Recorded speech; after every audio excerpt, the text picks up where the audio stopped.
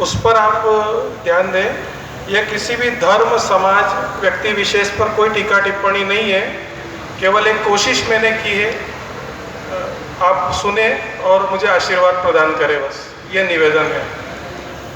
इस कहानी का किसी भी व्यक्ति से मतलब ये रियल स्टोरी नहीं है, केवल एक कल्पना है और जैसा चलता है समाज में उसे कहने की मैंने कोशिश की है।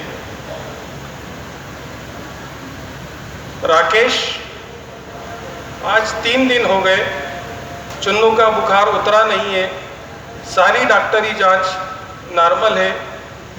मैंने इंदौर वाली कमला मौसी से पूछा तो उन्होंने कहा कि चुन्नू को हाफिज साहब की दरगाह पर ले जा, वहाँ से वह ठीक हो जाएगा।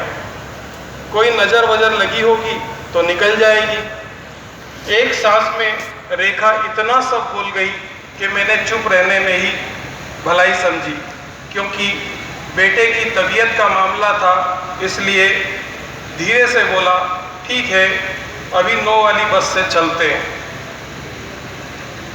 हाफिज साहब की दरगाह इंदौर और सांवेर के बीच धर्मपुरी कस्बे में थी।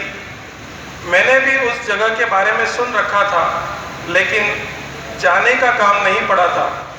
9 बजे वाली बस में रेखा, चुन्नू और मैं, यानी हम तीनों धर्मपुरी के लिए रवाना हुए। करीब 1.5 घंटे के सफ़र के बाद धर्मपुरी पहुँचे और वहाँ से ऑटो कर हाफिज साहब की दरगाह तक पहुँचे। सामने देखा तो एक बड़ा सा चबूतरा बना है, जिस पर एक दरगाह और पास ही में एक नाटेकत का आदमी बैठा है, जो आने वाले लोगों को मोर पंख से झाड़ता रहा, और चारों ओर बहुत बड़ा दलान बना हुआ है। ये नज़ारा ऑटो से उतरते ही देख लिया, क्योंकि ऑटो वाले ने हमें दरगाह से करीब 200 मीटर पहले ही उतार दिया था।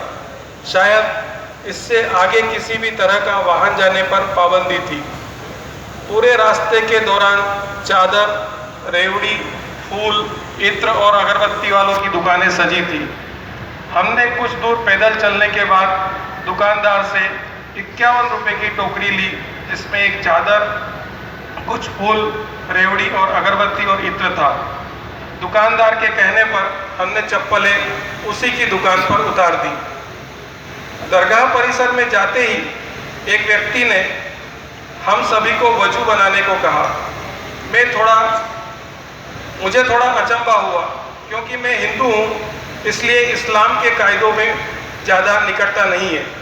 खैर, हमने पास ही में लगे नल पर हाथ पैर धोए और मैंने अपने सर पर रुमाल बांधा, चुन्नू के सर पर भी रुमाल, रेखा ने रुमाल बांधा और अपना सिर भी साड़ी से ढका। टोकरी दरगाह के पास बैठे उस व्यक्ति को दी। इसी बीच मेरी नज़रें उस व्यक्ति से टकराई। मैं चौंक गया। अरे, ये तो मोहन है, जो कभी मेरे साथ पढ़ता था। उसने भी मुझे देख लिया। उसने टोकरी से चादर निकाली और दरगाह पर चुन्नू के हाथों चढ़वाई। रेवड़ी की थैली से कुछ रेवड़ी निकालकर पास में ही रखे लोबान की धुनी में अगरबत्तियाँ डाली और मुझे इत्र की शीशी लेकर दरगाह पर छिटकने का इशारा किया।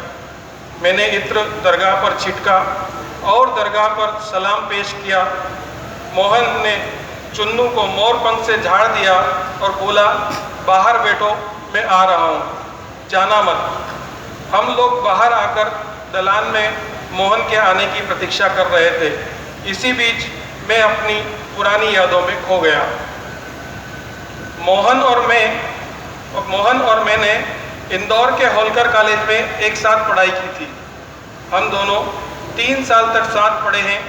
हालांकि उसकी और मेरी दोस्ती तो नहीं थी, लेकिन साथ पढ़ते थे, इसलिए एक दूसरे को अच्छी तरह से पहचानते जरूर थे। मोहन की आर्थिक स्थिति उस समय अच्छी नहीं थी। वह अक्सर दोस्तों से उधार लेकर अपना काम चलाता था। धर्मपुरी का ही रहने वाला था और नीची जाति का था, लेकिन पढ़ाई में अच्छा था। मैं पुरानी यादों में खोया था कि अचानक मोहन आ गया और बोला, चलो घर चलते हैं। हम लोग मोहन के घर पहुँचे। उसका घर देखकर मैं आश्चर्यचकित हो गया। बंगला नुमा उसका घर, बड़े शहरों की 5 सितारा होटलों को मात दे रहा था। उसने हमें ड्राइंग रूम में बिठाया और पूछा, क्या हुआ बेटे को? मैंने सारी बातें बताई तो वह बोला, ठीक है, इसे इंदौर लेकर जाओ और किसी अच्छे डॉक्टर को दिखाओ, यहाँ कुछ होना नहीं है। लेकिन मोहन, मैं अपनी पूरी बात भी नहीं बोल पाया था कि उसने मुझे रोकते हुए कहा, मोहन नहीं, मोहम्मद हुसैन। मैंने आश्चर्य से उसकी तरफ देखा तो वो बोला, हाँ भाई, मोहम्मद हुसैन नाम है अब मेरा। इसी बीच उसकी पत्नी भी वहाँ आ गई। मुझे परिचय करवाते हुए बोला, ये मेरी बीवी तबस्सुम और ये मेरा साथी है राकेश और उसकी पत्नी, इन्हें चाय नाश्ता तो करवाओ। मैं आश्चर्य से देखे जा रहा था और सोच रहा था कि वह हिंदू से मुसलमान क्यों बना और ये दरगाह की मुजावरी क्यों कर रहा है। तभी वह बोला, दोस्त, ज़िंदगी में ऐसी भी स्थितियां आती है जो सब कुछ करने को मजबूर कर देती है और पैसा पाने के लिए वह सब करना होता है जिसकी हम कल्पना भी नहीं कर सकते। मैं समझा नहीं। वह बोला, तुम्हारे साथ में मैंने बीएससी की पढ़ाई की। इसी दौरान मेरे बाबूजी और अम्मा की एक एक्सीडेंट में मौत हो गई। बाबूजी दिहाड़ी मजदूरी लेकर घर चलाते थे। मैंने भी पढ़ाई के दौरान इंदौर में एक कंप्यूटर ट्रेनिंग सेंटर में नौकरी कर ली थी। बाबूजी और अम्मा के जाने के बाद मैं अकेला रह गया। मैं रोज़ाना घर से इंदौर अप डाउन करता था। कंप्यूटर ट्रेनिंग सेंटर पर ही मेरी मुलाकात तबस्सुम से हुई। तबस्सुम बेहद गरीब मुस्लिम परिवार से है। यह मुलाकात महज 6 महीनों में ही प्यार में बदल गई। मैंने तबस्सुम के सामने शादी का प्रस्ताव रखा। वह तैयार थी मगर डरती थी क्योंकि अलग अलग धर्मों से हैं हम दोनों। यदि मैं उसे कहीं भगा कर ले गया तो हमारी जान खतरे में पड़ सकती थी। मैंने तबस्सुम से कहा, चलो मैं तुम्हारे अब्बा से बात करता हूँ। तभी तबस्सुम हमारे लिए चाय नाश्ता लेकर आ गई। रेखा के पास बैठकर हमें चाय देने लगी। बातचीत का सिलसिला फिर शुरू करते हुए मोहन बोला, मैं रोज़ तबस्सुम के साथ उसके घर गया। एक रोज़ तबस्सुम के साथ उसके घर गया, अब्बा से मिला और हमारे प्यार की बात उन्हें बताई। तबस्सुम के अब्बा आधुनिक विचारों वाले थे, लेकिन पहले तो खुश हुए मगर समाज के विरोध के डर से वे कुछ बोल नहीं पाए। उनकी मजबूरी में समझ रहा था। मैंने उनसे कहा, मैं इस्लाम कबूल करने को तैयार हूँ, बस आप हमारी शादी कर दीजिए। मेरे इस फैसले पर अब्बा और तबस्सुम दोनों मुझे आश्चर्य से देखने लगे क्योंकि मैंने यह बात तबस्सुम से भी कभी नहीं कही थी।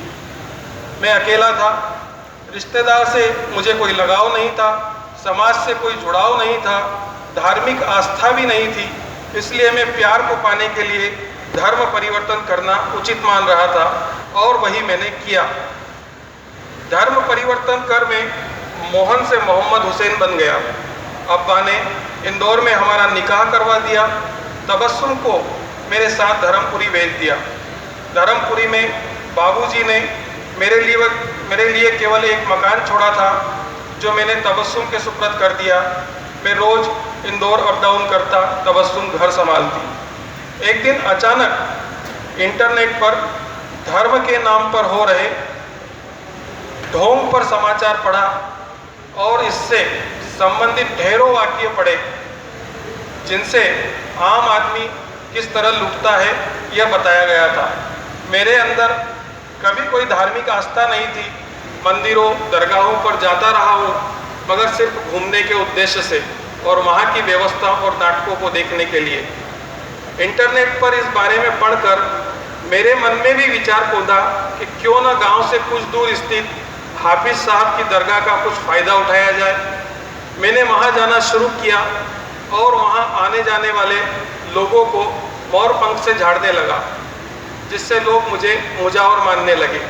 वहाँ आने वाले लोग तरह तरह की मन्नतें लेकर आते और किसी की कोई मन्नत या बीमारी दूर हो जाती तो मन्नत पूरी करता और मुझे भी सत्कार सम्मान कपड़े नकदी आदि भेंट करके जाता। इससे मुझे लाभ होने लगा। मेरा ढोंग का धंधा चल निकला। मैंने एक दिन वहाँ आने वाले लोगों के बीच कहा कि हाफिज़ साहब मेरे सपने में आए और उन्होंने इस जगह को भव्य बनाने का आदेश दिया है, मुझे उनका साथ चाहिए। यह बात हवा की तरह उड़ती हुई आसपास के हजारों मुसलमानों तक पहुंच गई और देखते ही देखते चंदे में लाखों रुपए इकट्ठे हो गए। हिंदुओं ने भी इसमें बढ़ चढ़कर योगदान दिया। मेरा उद्देश्य प्रारंभ से ही पैसा कमाना रहा है और मुझे मेरा उद्देश्य पूरा होता नजर आया। मैंने इंदौर की नौकरी छोड़कर पूरा समय दरगाह पर देना शुरू कर दिया और शान शौकत से ज़िंदगी जीने का निर्णय लिया।